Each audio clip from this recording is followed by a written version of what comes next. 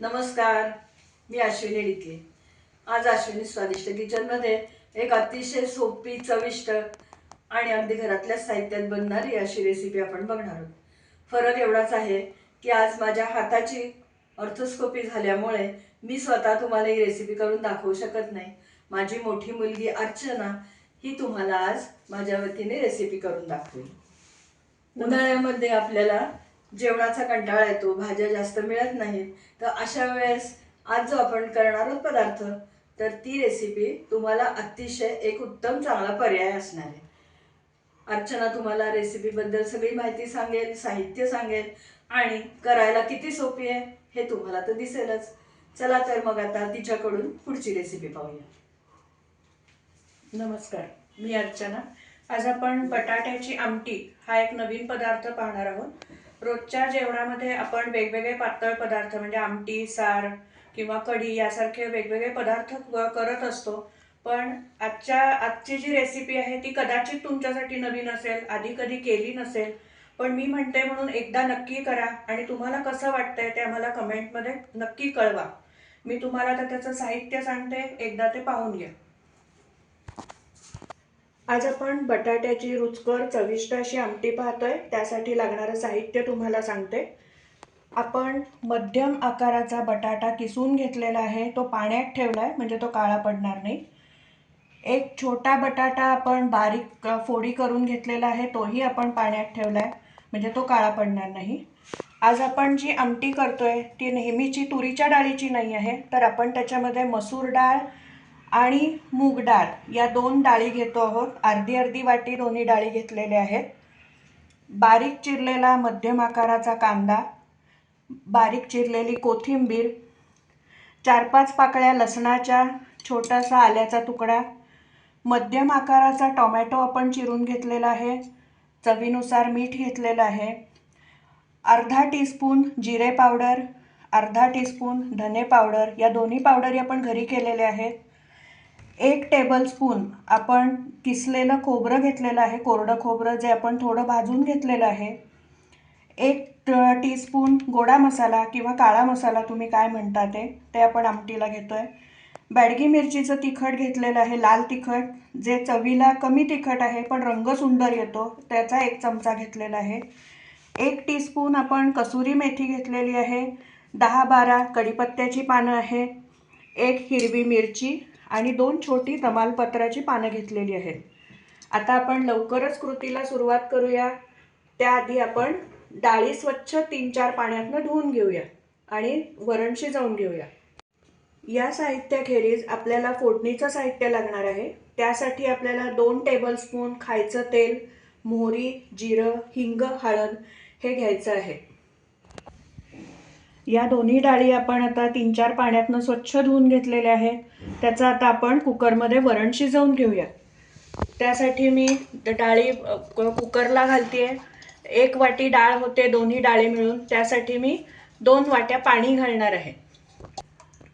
डाळीमध्ये आपण 2 वाट्या पाणी घातलंय। वरण शिजवताना आपण त्यातच मिरची जी घेतली होती ती घातली आहे, टोमॅटो घातलेला आहे आणि हिंग आणि हळद असं घालून आपण वरण शिजवतोय। 4 शिट्ट्या करून घ्यायच्या आहेत कुकरला, त्यामुळे आपलं वरण मऊ छान शिजून येईल।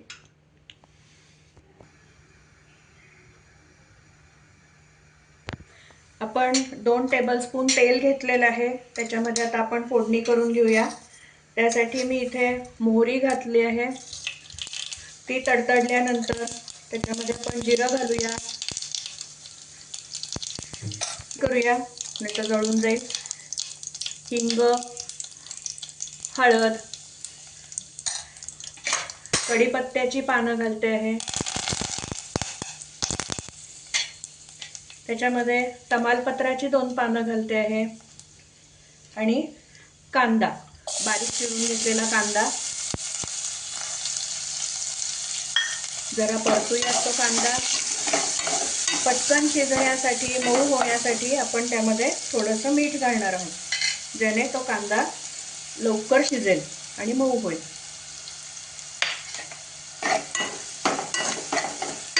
2 मिनिटं आपण झाकून ठेवूया।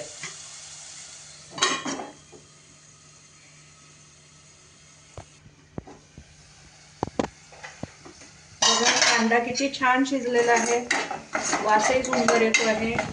आता याच्यामध्ये आपण जो बटाटा किसून घेतलेला आहे तो कीस आपण घालणार आहोत. बटाट्याची आमटी आहे, कीस आपण घालणार आहोत, ज्यामुळे तुमची आमटी छान मिळून येईल, खायलाही रुचकर लागेल. आपण ह्याच्यामध्ये बटाट्याचा कीस घातलेला आहे. बरोबरीने आपण बटाट्याच्या फोडी पण करून घेतलेल्या आहेत, पण त्या ऑप्शनल आहेत. कारण ज्या तुम्हाला आवडत असतील तर तुम्ही बटाट्याच्या फोडी घालू शकता, जरा दाताखाली आलं की छान वाटतं म्हणून. पण नाही घातल्यात तरी सुद्धा आपली आमटी सुंदर होणार आहे, रुचकर होणार आहे. आता यांना छान आपण वाफवून घेऊयात, झाकण ठेवूयात आणि मग पुढची कृती पाहूयात.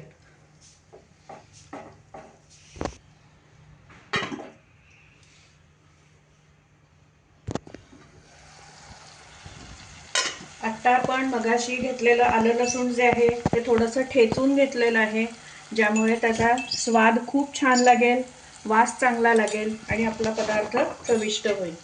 अजून फोडी थोड्या शिजायच्या आहेत, थोडंसं आपण वाफवून घेऊया.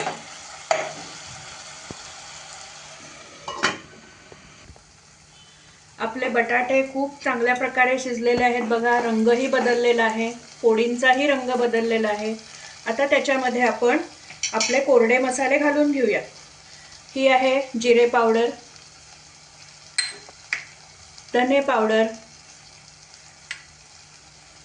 गोडा मसाला, लाल तिखट,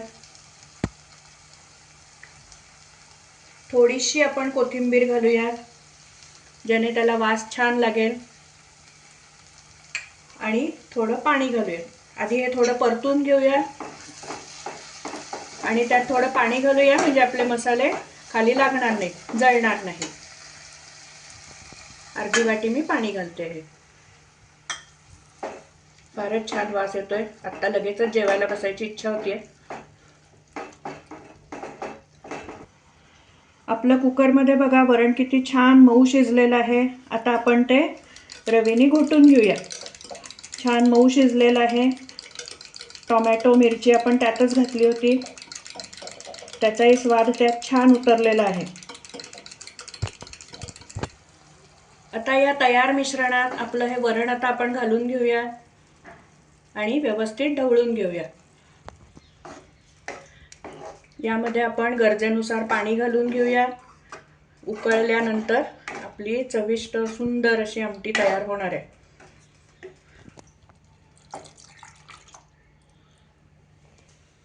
आपण मगाशी आमटी करताना थोडं मीठ घातलं होतं, पण आत्ता मला थोडं ते कमी वाटतंय, म्हणून मी थोडं ते अजून वाढवते. आपल्या स्वादानुसार आपण मीठ घालतोय. यामध्ये आवश्यकतेनुसार मी थोडं पाणी वाढवते. यामध्ये आपण कोरडं खोबरं घालतोय.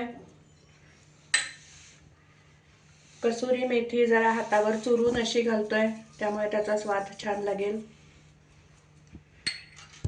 भरपूर कोथिंबीर आपण घालतोय.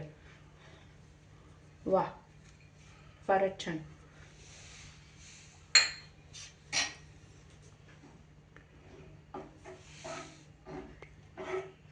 आता कोणतीही आमटी जर अजून स्वादिष्ट व्हायची असेल तर ती चांगली उकळणं गरजेचं आहे. आपण ती 4-5 मिनिटं अगदी छान धडधडून उकळून घेणार आहोत. मध्यम आचेवरती ती उकळायला ठेवूया.